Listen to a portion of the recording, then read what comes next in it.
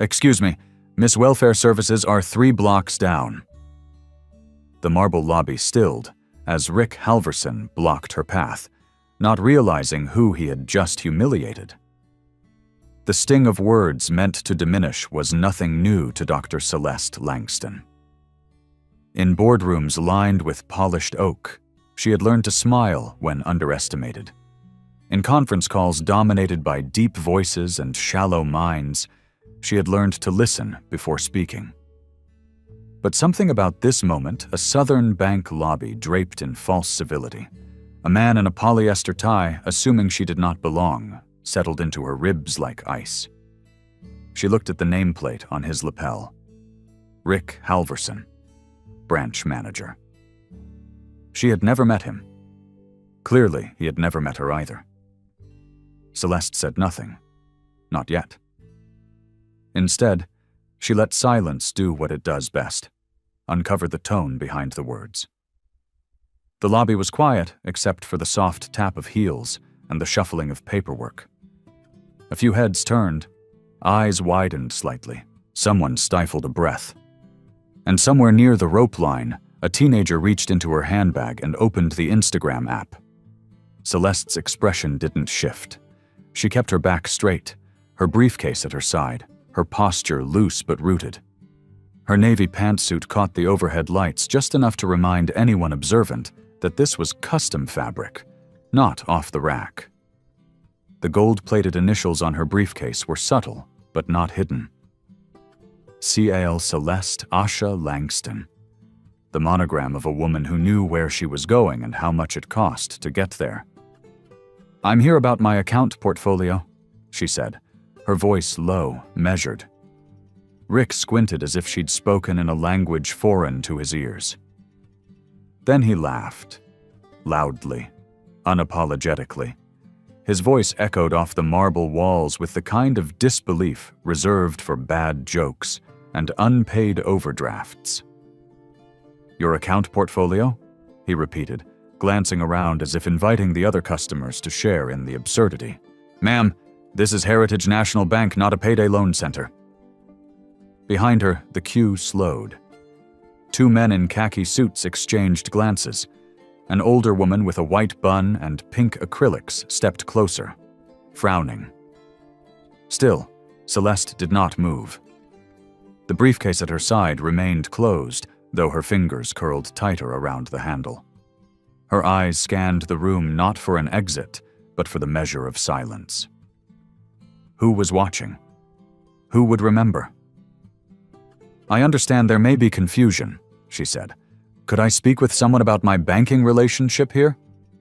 Rick smirked. It was the kind of smirk worn by men who had never been told no by anyone they respected, and certainly not by anyone they deemed beneath them. He crossed his arms, his sleeves tugging back just enough to reveal a cheap digital watch. "Do you have proper identification?" he asked, raising his voice just slightly. "Do you even have an account here?" It was not a question. It was an accusation, one she had heard in department stores, in airport lounges, at security desks. A question formed not by curiosity but presumption. Behind the teller desk, Rosa Delgado stiffened. She'd worked at Heritage National for 8 years and knew Rick's tone too well. She'd seen him frown at dreadlocks, seen him squint at Spanish surnames. But this was different. This wasn't just suspicion. This was open performance. Rosa's hands trembled slightly as she adjusted a stack of deposit slips. Her jaw clenched. She said nothing. From the far end of the lobby, Maggie Ellison watched with furrowed brows. Maggie had been banking here for over 3 decades. A retired schoolteacher, she came in every Thursday to cash her pension check and chat with whoever was working the front. She didn't own a smartphone, not really. She had one of those budget flip phones with buttons the size of thumbnails and a screen barely large enough to show a weather app. But she saw the shift in the room. The stillness. The disrespect. Rick turned toward the general line. "Ma'am, if you need to cash a check, The regular customer queue is right there, or I'm sure the community credit union down the street would be happy to assist you." Celeste glanced at her phone. It read 2:50 p.m. She had 10 minutes before the board convened upstairs. This should have taken 2. She let out the faintest breath and reached into her briefcase. The leather creaked slightly. She withdrew a sleek business card, thick cardstock, embossed print, and a silver foil logo. She offered it. Rick didn't look. He waved it off like an infomercial pamphlet. "I don't have time for games, Patricia," he said, motioning toward his assistant manager behind the glass wall. "Can you help this lady understand that VIP services require actual account verification?" Vanessa Crowley approached slowly. She had overheard everything. Her face was flushed, a contrast to her beige blazer. Her heels clicked with hesitation. "Derek," she began. "It's Rick," he snapped without turning. "Let's not get sidetracked." "I think maybe we should—" "She claims to have accounts here," Rick continued, gesturing toward Celeste with an exaggerated sweep. "But look at her. Does she look like one of our platinum clients?" The words rang out like a verdict. The unspoken, "You don't belong. You never did." Behind the counter, Rosa stopped typing. Maggie's hand reached for her purse. She pulled out her phone and fumbled with the camera. Her hands weren't what they used to be, but she'd recorded her granddaughter's ballet recital last spring. She could record this. Celeste said nothing. A soft vibration buzzed against her palm. A message from Travis Reed, her executive assistant. "Boardroom ready for 3. All directors on site, waiting for green light." Another customer, young, early 20s, hoodie and earbuds, began live streaming under her breath. "Y'all need to see this. This man's straight up racist. This is happening right now in Savannah." Rick turned back to Celeste, visibly annoyed. "Look, ma'am, if you can't provide identification, I'm going to have to ask you to leave. This is a secure financial institution. We can't have disruptions." He turned toward the security desk. "Harold?"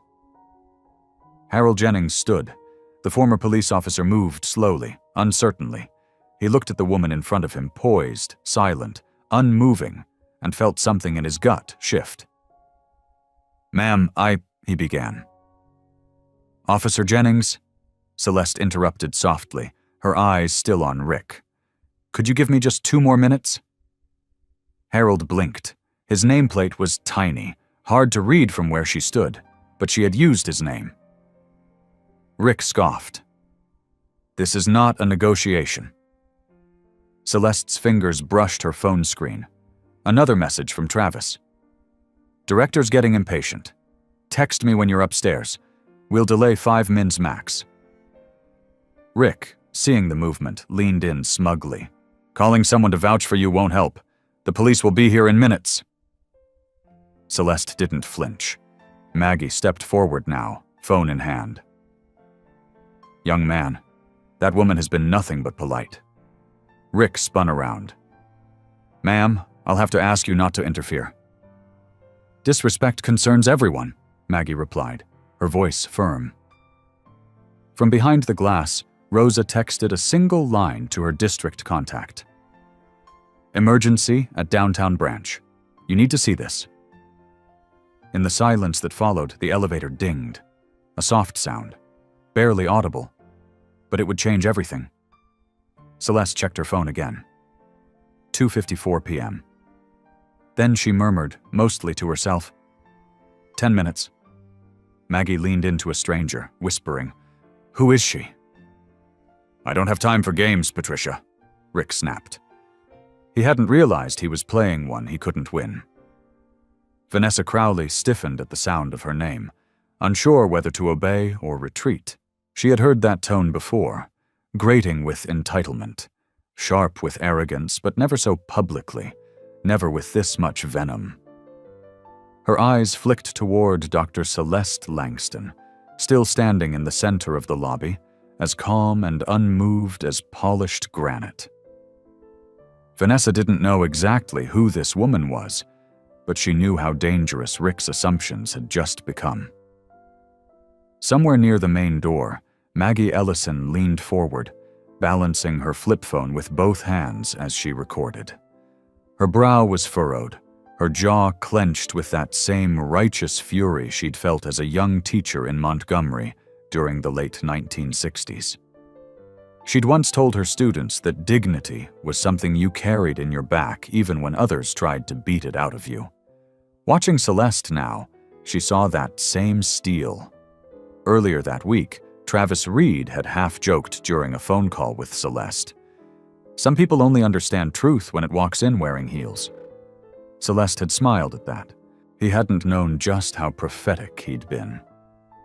The mood in the lobby had shifted from awkwardness to anxiety. The air felt denser now, like a storm front pressing down on the building. The whispers had stopped, the shuffling ceased. All eyes were on Rick Halverson, and he was too arrogant to realize the moment was no longer his. The goal of this chapter was taking shape: to escalate Rick's discriminatory behavior beyond repair and to show the ripples of his condescension widening. Even as the tension increased, the silence of the staff and bystanders was breaking. What began as quiet discomfort was now turning into action. Outside, a cold wind rustled fallen leaves along the curb, carrying the scent of rain and gasoline. It was early fall in Savannah, Georgia, and the historic city was unusually overcast. The marble of the bank's interior, normally a symbol of stability and prestige, now felt like a stage for collapse. Celeste remained exactly where she stood, near the roped-off VIP counter, unmoved by the increasing absurdity of the situation. Her phone buzzed once more in her hand. "Boardroom ready, 5 minutes to delay max. All directors present." Travis had sent another message. She replied with 2 words: "Slight delay." Rick crossed his arms tighter, as if the posture could make up for the authority he was slowly losing.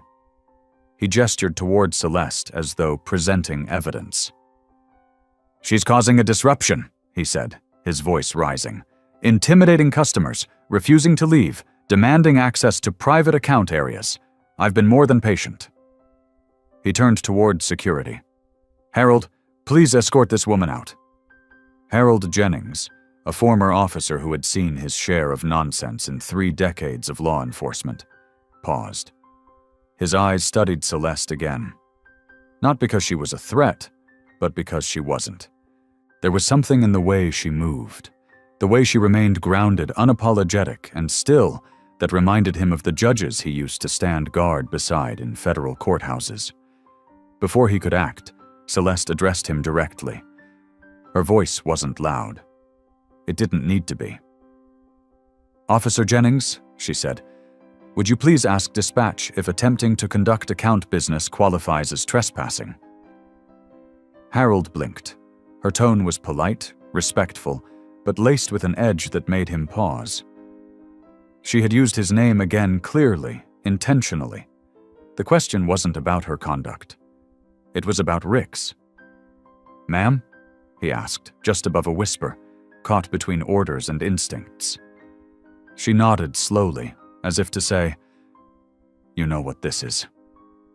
Rick didn't even notice the shift. He was too busy glaring at his phone, preparing his call to the police.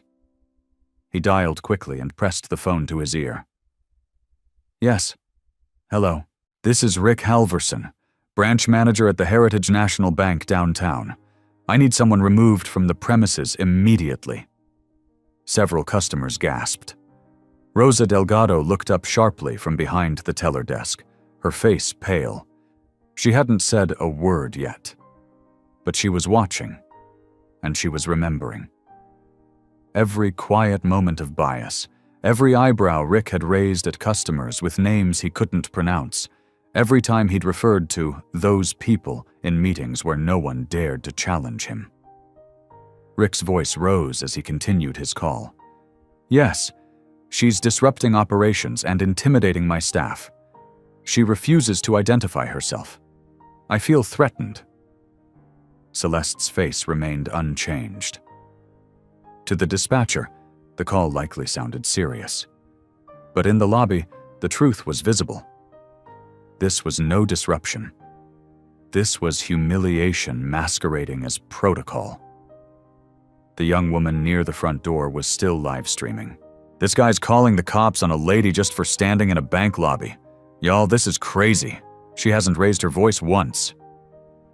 The viewer count ticked past 400. "Ma'am," Rick said, lowering the phone slightly, "you need to understand the seriousness of this situation. Trespassing is a criminal offense."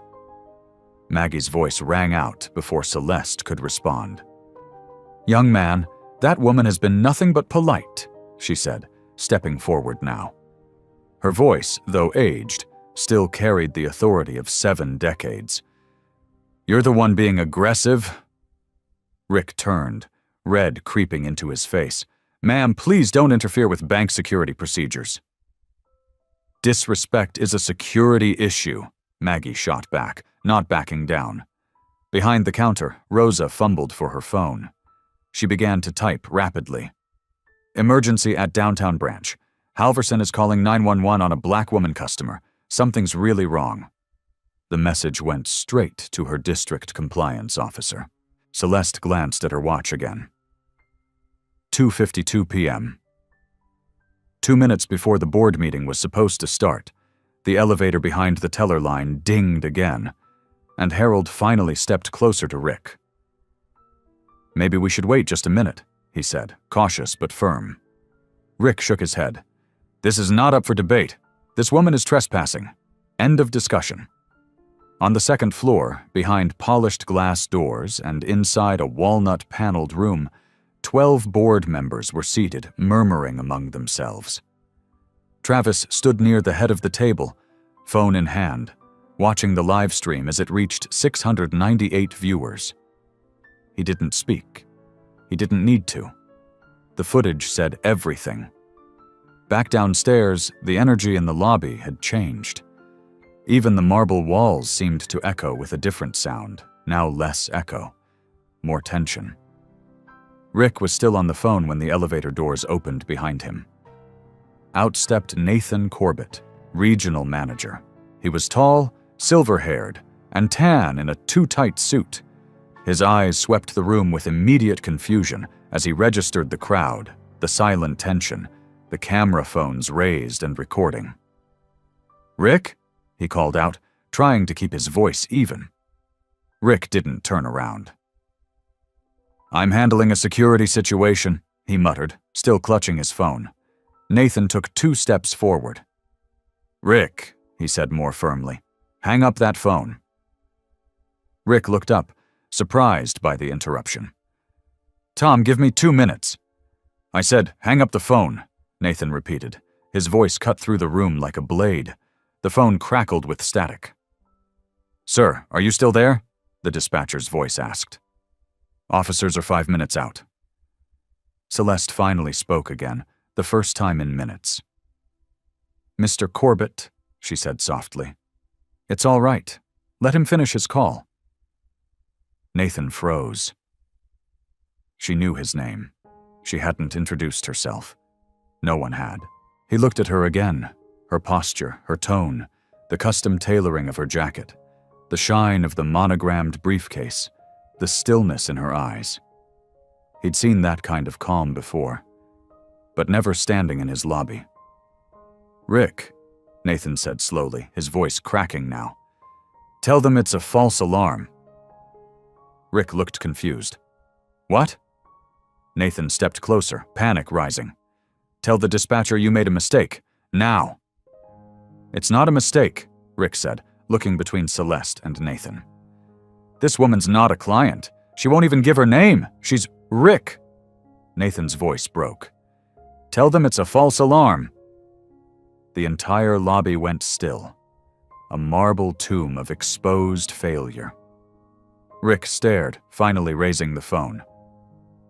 Dispatch," he stammered. "This might be a misunderstanding." "Sir, are you canceling the unit?" the dispatcher asked.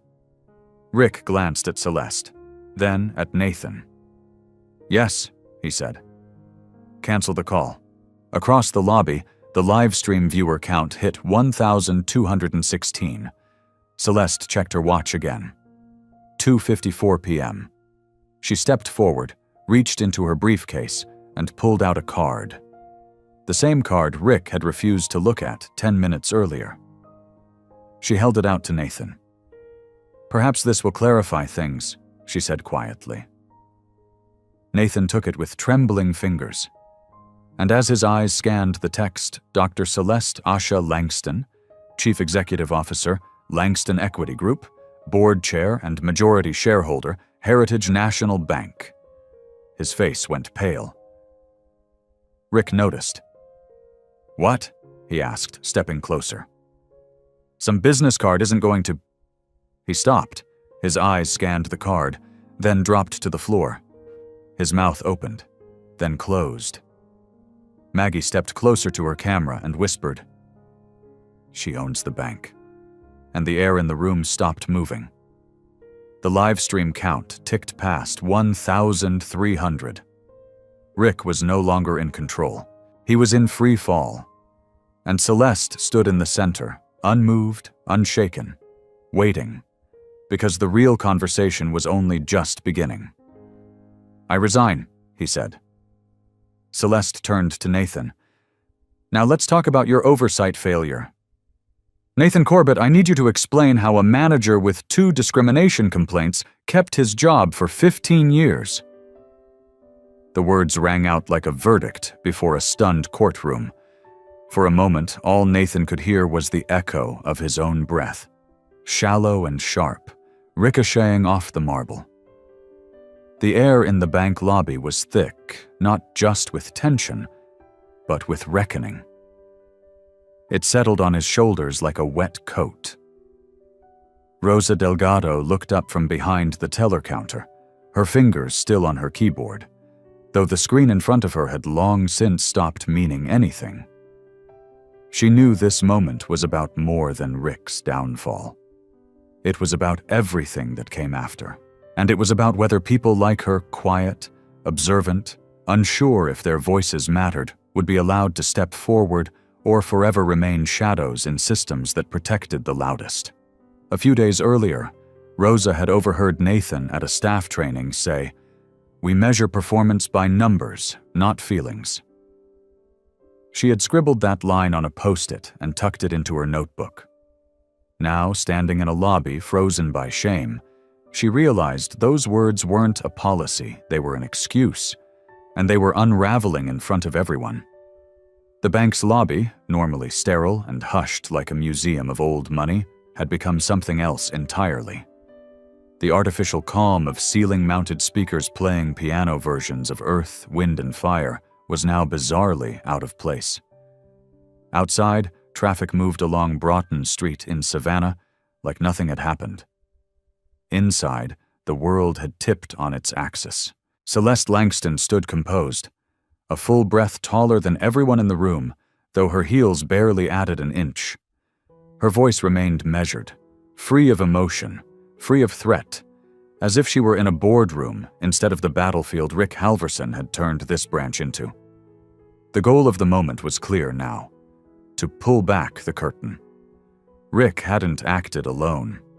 He'd thrived in a system that had covered for him, ignored complaints, and dismissed warning signs because his performance numbers were solid and his smile was convincing to those who looked like him. Nathan tried to find a version of himself that wasn't complicit. "Dr. Langston," he said, throat dry. I didn't know." Celeste arched one brow, just slightly. "You didn't know what, Mr. Corbett? That your branch manager had received 2 formal discrimination complaints? Or that he handled minority customers differently, more aggressively, more dismissively than his white clientele?" "I wasn't made aware of that level of detail." "Because you didn't ask," she interrupted softly. "Because the complaints didn't affect profit margins." A stillness swept over the room. Rosa stepped from behind the counter. Her voice shook, but she stood straight. "There's more than 2, she said. "I documented everything, for almost a year. I have records, customer names, dates, how they were treated, what was said, I even submitted 2 anonymous reports to HR. Nothing happened. Nathan turned toward her, shocked. Why didn't you bring this directly to me? Rosa swallowed.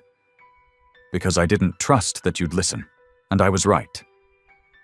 Vanessa Crowley stood nearby, arms folded across her stomach.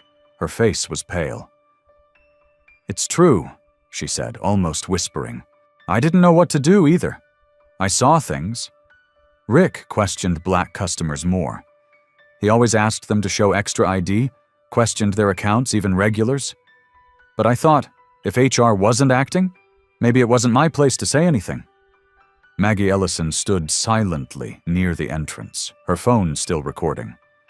Her face was unreadable, but her eyes were bright with the kind of fire that doesn't age. Her voice came out stronger than anyone expected. I may be old, she said, but I know a cover-up when I see one. Celeste didn't flinch. Travis, she said, her voice directed into her phone on speaker. Pull up Federal Fair Lending compliance reports for this branch. Also flag any unresolved customer complaints tagged for customer experience review. There was a pause. Then Travis's voice came through, steady and clinical. I'm seeing 17 potential violations, 12 documented complaints that were never properly escalated, 6 patterns of disparate impact based on race in service delivery. Rosa's hand clenched at her side. She had suspected as much. But hearing it aloud validated, official made her stomach twist. Nathan's face was ashen. Celeste turned to him. You received staff reports documenting discrimination and chose not to act because the numbers looked clean, but you were measuring the wrong thing. I didn't mean… You didn't listen, she said, this time with steel. That was your job. Customers in the lobby began murmuring. The live stream chat had grown wild, now well over 1,400 viewers. Screenshots were being posted, copied, sent to newsrooms. A popular Savannah Twitter account posted, Bank CEO exposes racial discrimination at her own branch, Liv. Vanessa was shaking now, though not with fear, more like awakening. I don't want to be silent anymore, she said. This culture, it's been wrong for a long time. Celeste nodded once, like a conductor acknowledging a soloist who joined the orchestra late but perfectly in tune. Then help us fix it, she said. Where do we start? With honesty, Celeste replied. She turned back toward Nathan. You're terminated, effective immediately. The words landed like a closing gavel. Nathan's knees wobbled. Dr. Langston, I have a family, a mortgage. This wasn't my fault alone. Celeste tilted her head. This became your problem the moment you chose silence over investigation. You allowed Rick to act unchecked. You enabled bias to live in plain sight. Harold Jennings, who had watched all of this unfold with arms folded and jaw clenched, stepped forward. Do you want me to escort him? Celeste shook her head. Let him walk. He should feel the weight of it. Nathan turned, still dazed, and walked past the rows of customers, cameras, and colleagues who would never see him the same way again. He stepped into the elevator that had once delivered him to comfortable distance, and now lowered him into obscurity. When the doors closed, Celeste turned to Rosa. Effective immediately, you're the interim branch manager. Rosa's breath caught. I what? You've demonstrated integrity under pressure, and courage. That's leadership. Vanessa touched Rosa's arm. You'll be amazing. I don't know if I'm ready on… You are, Celeste said. This place needs someone who sees what others look past. Rosa felt tears press behind her eyes, but held them back. Not here. Not yet. Celeste turned to the room, raising her voice just enough for every customer to hear. This branch will undergo full reform, bias recognition training, complaint system overhaul. Every customer, regardless of appearance, will be treated with dignity, and we will be transparent every step of the way. Maggie smiled. phone still in hand. "About damn time," she said. Outside, the media had arrived. Cameras were setting up near the doors, mics clipped to lapels, tripods being planted like flags. Inside, something much older than a press cycle was ending, and something harder, something lasting was just beginning. Celeste turned back to Rosa, voice soft. "Get ready, we start reforming this place now. The next time someone like me walks in here, they won't be asked for extra ID. They'll be asked if they want coffee." The words echoed across the marble lobby, not like a declaration, but a promise. Rosa Delgado stood behind the customer service desk, her voice steady, her newly laminated interim branch manager badge catching the fluorescent light. Just an hour earlier, she had stood silent, cautious, tucked into the margins of compliance and fear. Now she stood at the helm of change, with Celeste Langston's eyes on her, not judging, but trusting. Only 2 days earlier, Celeste had finished writing a draft for her board address, where she'd planned to speak on the Dignity First Protocol, a concept she envisioned would redefine customer interaction across all Heritage National Bank branches. In it, she had typed the line, "Dignity isn't policy, it's the foundation of service." She hadn't shared it yet, hadn't needed to, but Rosa had just spoken the spirit of it aloud, in her own voice. The goal of this chapter had come sharply into focus. Not just removing the rot, but planting something new, immediate, public, and alive with intention. Outside, the sky had turned a heavy gray, and the sidewalks along Broughton Street glistened with the sheen of passing rain. Inside, however, the air had shifted from tension to momentum. News crews were arriving, their camera lenses pressed against the lobby glass. Every eye inside turned toward Rosa, Vanessa, and Celeste, as if expecting some proclamation. Celeste took one step forward, her heels tapped with purpose. "This is where transformation begins," she said. "Not at headquarters, not on a training webinar. Right here, in front of the people who were ignored for too long." Behind the teller counter, Vanessa Crowley opened her laptop and pulled up the policy files. "Where do we start?" she asked. Celeste turned to her tablet and began tapping. "The Dignity First protocol goes live now. Harold?" The security guard stood straighter. "Yes, ma'am?" "You'll begin the security retraining program. Bias recognition. De-escalation not just with force, but with awareness. You'll help draft the handbook for every other branch." Harold nodded slowly. "I'd be honored." "Rosa," Celeste said, turning to the new branch manager. "Schedule 40 hours of mandatory training. Every single staff member, no exceptions. Unconscious bias, cultural competency, federal fair lending law." "Already starting a list," Rosa replied. "We'll rotate shifts so no service is interrupted." "Well, Vanessa," Celeste added, "audit every policy Rick put in place. Flag any procedure that imposed different rules on different customers." Vanessa swallowed and nodded. "There are several." A murmur passed through the gathered customers. A man in a Braves cap turned to his wife and whispered, "Did she just say 40 hours of training? That's more than our manager gave us all year." From behind the counter, a younger teller raised her hand timidly. "Do we get to give feedback on what policies we thought were unfair?" Celeste turned to her and smiled. "Not only do you get to, you're required to. Staff insight is the backbone of reform." The tension that had hung over the staff all afternoon began to loosen, not disappear, but shift. There was still uncertainty, still fear. But now, there was agency. Celeste turned her tablet toward the group, swiping through diagrams and bullet points. "Here's what else is changing today. We're installing real-time customer feedback devices at every teller station. Touchscreen. 1 to 5 star rating.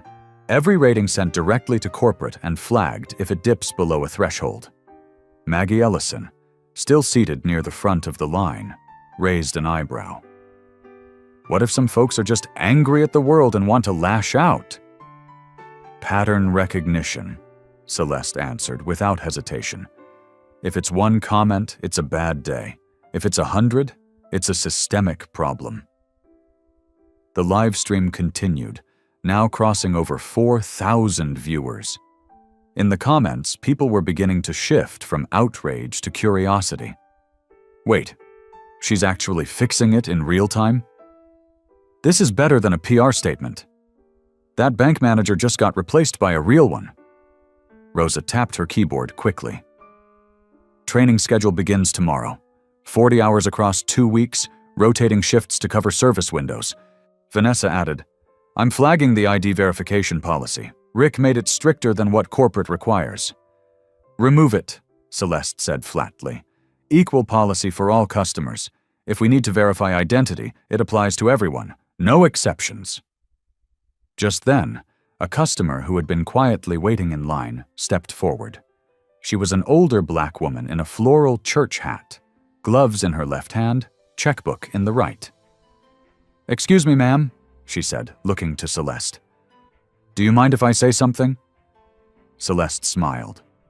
Of course. I came in here expecting the same treatment I got 2 months ago, extra questions. Side eyes, asking me to step aside while they verified something that never needed verifying. She glanced at Rosa, then Vanessa. But I saw what you just did here, what you're doing. And for the first time in a long while, I feel like I'm being invited, not interrogated. Applause broke out quiet at first, then stronger. Celeste nodded. We're not just opening doors today. We're fixing the floor so no one else falls through. At that moment, a man in a dark blue suit approached the glass doors. He was a television anchor from WSAV, Savannah's local NBC affiliate. A reporter followed behind, mic already clipped, camera crew in tow. Dr. Langston, he called, not waiting to be let in. We're preparing a segment on this afternoon's incident. Any statement? Celeste stepped forward slowly. We'll hold a full press conference later today. For now, you're welcome to film the reforms as they happen. He blinked. So, no closed-door meetings? This branch became national news because of closed doors, she said. We'll fix it in the open. The camera lights turned on. Rosa glanced nervously at Vanessa, who gave her a reassuring nod. Celeste took a deep breath and addressed the room again. Despite today's setbacks, I'm authorizing the full $3 million in community investment that was originally earmarked for this branch, and I'm adding $700,000 more, specifically to rebuild trust. Gasps swept through the room. That's not a reward, Celeste clarified. It's a responsibility. You lost trust. Now you earn it back. The room was silent for a moment. Then a voice near the back spoke. How do we do that? Celeste turned. By ensuring no one leaves this building today feeling invisible. A news alert dinged on Vanessa's phone. She read it silently and turned pale. What is it? Rosa asked. Vanessa showed her screen. CNN breaking CEO turns bank meltdown into national reform model. Rosa exhaled slowly. It's really happening, isn't it? Celeste checked her watch. We're just getting started. She looked to Rosa. This branch will become a model, not in spite of what happened today, but because of it. 3 months later, people still walked into the Savannah branch just to take pictures. The polished brass doors of Heritage National Bank now opened to a different kind of silence, a purposeful one. No longer filled with tension, it was the kind of quiet that comes after a storm, when the ground is still soaked, but the air smells of something new. In the 3 months since the scandal, something extraordinary had taken root. What was once a space marked by exclusion and shame had become a living blueprint for dignity, accountability, and transformation. Back in October, Travis Reed had stood in the boardroom upstairs, unsure if the fallout could ever be contained. Celeste had told him that day. Real reform isn't what you promise in a press release. It's what you can measure. He hadn't known how prophetic her words would become. Because here, on this cool winter morning, the numbers spoke louder than any press headline ever could. A row of touchscreen monitors now greeted customers near the entrance, displaying the branch's real-time customer satisfaction score, 4.8 out of 5 stars, with daily breakdowns and feedback quotes visible to all. One comment, time-stamped from that morning, read, "First time I felt like my money and my presence mattered." The goal of this final chapter was to show the impact of sustained reform, to draw a straight line between one woman's quiet resistance and a citywide shift in how people were seen, heard, and served. The lobby looked different too, not in its bones, still marble and brass, but in its atmosphere. The old community board had been replaced by a photo wall, celebrating the 47 minority-owned businesses funded through the new investment program. Smiling faces stood beside barbershop chairs, catering trucks, daycare centers, and tech startup desks. Underneath each photo was a short story, how the funding changed their lives, how they'd once been told not today, and how today finally arrived. Rosa Delgado, now officially the full-time branch manager, walked past that wall every morning before unlocking the vaults. She wore a new navy blue suit that still felt unfamiliar on her frame. Her badge was different now, golden nameplate, black engraved letters. But what had changed most was not what was on her chest.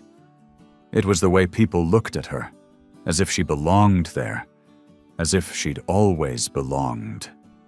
Behind the teller line, Vanessa Crowley leaned over the compliance report folder. Since being reassigned as head of internal audits, she had become the branch's most meticulous watchdog. The shame she had once carried had turned into fuel. Every form she reviewed, every customer rating she cross-checked, was part of her penance and her purpose. The branch bustled with life. A toddler clutched her father's hand as he deposited a check. A Black Vietnam veteran offered advice to a young entrepreneur in line. The conversations were richer now, the waiting time shorter. Dignity didn't just live in the mission statement anymore. It breathed through every interaction. A small bell jingled as the brass doors swung open. In walked Celeste Langston, unannounced, her presence as quiet and composed as ever. She wore a camel-colored wool coat over a dark turtleneck, her briefcase hanging effortlessly from one hand. No media entourage, no clipboard, no security detail. Just her. Rosa spotted her immediately. "She's here," she whispered to Vanessa, who stood and straightened her blazer. Celeste offered a polite nod to the receptionist and stepped up to the front desk where Rosa was standing. "I wasn't planning to stay long," Celeste said, "but I wanted to see it for myself." Rosa beamed. "Everything's operational. Feedback systems are live. All staff completed training. We've reviewed every customer flagged under the old ID policy. Personal outreach was made. Apologies were issued." Celeste raised an eyebrow, pleased. "And the investment portfolio?" "Fully deployed. We're at 97% of our projected return to community benchmark. We used local press and faith networks to increase outreach. No radio ads, all word of mouth." Vanessa stepped beside Rosa. "And every staff member has signed off on the updated bias intervention protocol. That includes myself." Celeste smiled. "How's morale?" "Better," Rosa said. "Still healing, but better." They walked together toward the far end of the lobby, where a new feature had been installed. A customer honor wall. It displayed anonymous stories submitted by clients who had experienced discrimination in other branches or financial institutions. Their stories weren't just memorials. They were blueprints for what not to repeat. Celeste scanned the entries, one by one. I was told to bring my husband before I could apply for a business loan. They asked if I was lost when I walked into the mortgage office. They said they'd never seen someone like me with that kind of account. Rosa watched her carefully. Some of these stories, they're hard to read. They're not supposed to be easy, Celeste said. They're supposed to be real. At that moment, Maggie Ellison walked through the doors with a small group of retirees behind her. She waved. I brought some ladies from my book club, she announced. They've been asking about this place ever since the video went viral. Celeste walked over to greet her. It's good to see you, Maggie. You know what? Maggie said, tapping her phone. That live stream's been viewed over 2.3 million times. I only planned to record a few seconds. Didn't know I was about to film history. Celeste laughed gently. You helped make it. No, you did, Maggie said, gripping her hand. But I'm glad I kept the receipt. The branch buzzed with activity. A teller helped an elderly Korean man navigate a wire transfer. A high school senior applied for her first debit card. A church pastor submitted loan documents for a new community center. In the back office, Harold Jennings adjusted the television mounted on the wall. A news crew from PBS was airing a special titled Banking While Black, the Day That Changed Savannah. Footage from that October day flickered across the screen, Rick's voice, raised and trembling. Celeste, composed and silent. Rosa stepping forward with her evidence. And finally, the card. The business card that had ended it all. Harold muted the TV. That's enough of that, he said. The future's louder than the past. Out in the lobby, Celeste pulled Rosa aside one last time. There's something I want to say, she began. Justice isn't always loud. Sometimes it sounds like dignity being restored. Rosa looked up, startled by the quiet weight of the sentence. I'll remember that. I hope you do, Celeste replied. The doors opened again. A young woman in a thick sweater stepped inside, looking unsure. Her posture was tight, her eyes darting around the unfamiliar space. Rosa excused herself and walked toward her. Hi, Rosa said gently. Welcome. We're glad you're here. Behind her, Celeste lingered for a moment longer. The branch she once considered closing was now more alive than ever. The scandal had faded, but the movement had just begun. Celeste delivered a quiet line to Rosa. Justice isn't always loud. Sometimes it sounds like dignity being restored.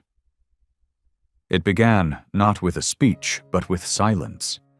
The kind of silence that follows when a room full of people holds its breath, not in fear, but in reverence. Inside the auditorium of the American Banking Equity Forum in Washington, D.C., 1,000 eyes turned toward the podium where Celeste Langston stood. Cameras flashed. The lights warmed the air. Yet Celeste did not speak right away. She waited, fingers curled loosely around the wooden edges of the lectern, eyes scanning the room, not for applause, but for understanding. It had been 4 months since that October afternoon in Savannah. 4 months since the live stream, since the fallout, since a single act of racial profiling at a small Southern bank branch had ignited a national reckoning. What began as a confrontation had become a campaign, one that now carried the weight of federal attention, media coverage, and policy transformation. Celeste's journey was no longer just a personal mission. It had evolved into a public blueprint. Today's goal was simple but seismic: present the formal adoption of the Dignity First Protocol across all 372 branches of Heritage National Bank and challenge other institutions to follow. Behind her, a blue screen displayed the words, "From Apology to Accountability, the Dignity First Protocol." Celeste cleared her throat softly, and then she began. "I'm not here to ask for applause," she said. "I'm here to offer a mirror. For some of us, that reflection will be uncomfortable. For others, it will be long overdue. The room quieted even further. A few heads tilted forward, pens poised over notepads. Celeste continued. On October 24th, 2024, a black woman well-dressed, college-educated, a homeowner, a business client was treated as a threat. Not because she lacked credentials, not because she lacked integrity, but because she lacked the right look in the eyes of one employee. She paused, letting the weight settle. Her dignity was questioned, and so was mine. And in the silence that followed, a question lingered. How many times has this happened? Unseen? The camera panned over the audience, bank presidents, DEI officers, journalists, congressional aides. On screen, behind Celeste, photos rotated. The Savannah branch, the customer satisfaction kiosk, the new training manuals, Rosa Delgado shaking hands with a senator. Celeste pressed forward. We didn't fix this problem with a memo. We fixed it with action. We didn't fire one man and declare victory. We rewrote policies, reinvested in the community, put feedback tools in the hands of customers, empowered bystanders, and most importantly, made our leaders accountable, not just for results, but for respect. In the front row, Travis Reed, now promoted to Executive Vice President of Strategy, nodded slowly. The transformation Celeste had promised had been hard-won. There had been resistance, especially from legacy executives. But Celeste had held the line, refusing to dilute the initiative. Every training hour, every public acknowledgement, every redirected dollar had meant something. A few rows back sat Rosa Delgado, invited as a surprise guest. She was not dressed in the formal suit she wore behind the counter, but in a simple navy dress, her heels modest, her posture composed. She had only flown once before, and never to the capital. But today, she was part of the story. And then came the moment no one expected. Celeste stepped aside from the podium. I'd like you to meet someone. A hush swept over the room. Rosa stood, visibly nervous, but held her head high as she approached the stage. She was introduced not as a bank manager, but as the woman who stood up not with volume, but with verification. When she reached the microphone, Rosa took a breath so deep it trembled through her fingertips. I'm not a CEO, she began. I'm not an executive. I'm a daughter of immigrants. I worked my way up from teller to assistant manager, and when I spoke up about discrimination, I was told to stay in my lane. A murmur of agreement swept through the crowd. Rosa continued. But that day in Savannah, I remembered something my mother told me when I was 12. The truth might not make you popular, but it will make you powerful. She paused, eyes gleaming. Celeste didn't just listen to me, she acted. She didn't make me smaller. She made space for me to rise. The applause that followed was not polite. It was thunderous. As Rosa stepped back, Celeste returned to the microphone. The Dignity First protocol is now live in every one of our branches, but I didn't come here today just to report our progress. I came to challenge you. CEOs, bank managers, regulators, how many of you have protocols that protect revenue, but not respect? Silence again. Tighter this time. Change begins, Celeste said. When silence ends, she tapped the tablet beside her, and the screen behind her changed once more. It now displayed a call to action. DignityFirst.org launching nationwide accountability scorecards. We're releasing our policies, our training curriculum, our feedback data publicly. Not because we're perfect, but because we're trying, and we dare you to try too. From the wings of the stage, Harold Jennings, now Director of Security, Culture, and Training, smiled as he watched. He had gone from uniformed guard to national trainer, teaching de-escalation strategies rooted in empathy and awareness. And in a quiet side hallway, Maggie Ellison sat on a folding chair next to a young intern running the live stream. She chuckled softly. "Told you she was a thunderstorm in heels," Maggie whispered. The camera zoomed in on Celeste one last time. Her gaze swept the room, not asking for applause, not even asking for agreement. Just accountability. And then she said it. "Dignity is not a donation. It's a debt long overdue." The room erupted again, but Rosa, still backstage, whispered a line to herself that no microphone caught. She paid it, in full. The live stream numbers spiked, and in a town 3 states away, a young woman watched the replay, clutching a business card with Celeste Langston's name on it, her face reflecting not awe, but something braver. Determination. Sometimes justice doesn't arrive with a gavel or a grand gesture. Sometimes it enters quietly on a breath held too long, on a voice finally heard, on a truth that refuses to be dismissed. And that's what this story gave us. It began with suspicion, with a black woman simply trying to access her own finances.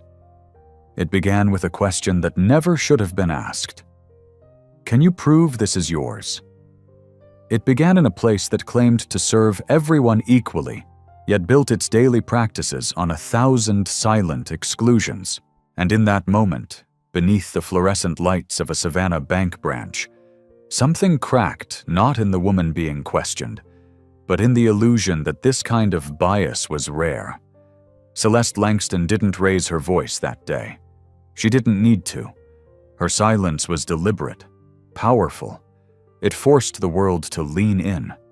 What followed was not a social media trend, it was a reckoning. The stillness of her resistance echoed louder than any outburst ever could, and it made space for others to speak. Rosa Delgado stepped forward with a voice that had been silenced too long. Maggie Ellison lifted a phone to live stream what too many had endured without witnesses. Harold Jennings made a choice not to follow orders blindly, but to listen to conscience. And that's what matters here, the choices. This was never just about one racist employee or one mistaken moment. This was about the system that trained him to see threat where there was none. It was about the policies that gave him cover, the silence that protected him, the structure that had normalized the humiliation of people who didn't look right. It was about every nod, every unspoken rule, every unchallenged bias that allowed him to act with confidence. And it was about the people who decided that enough was enough. What Celeste did after that moment matters just as much. She didn't leave. She didn't sue and disappear. She stayed. She used her position not for retribution, but for reform. She understood something profound. Changing the system requires more than pointing out what's broken. It requires rebuilding with intention, integrity, and inclusion. She demanded transparency. She reshaped policy. She gave dignity a framework. And she made sure that the pain she endured would not be endured again by another nameless face. There's a difference between a company saying, "We're sorry," and a company asking, "How can we do better?"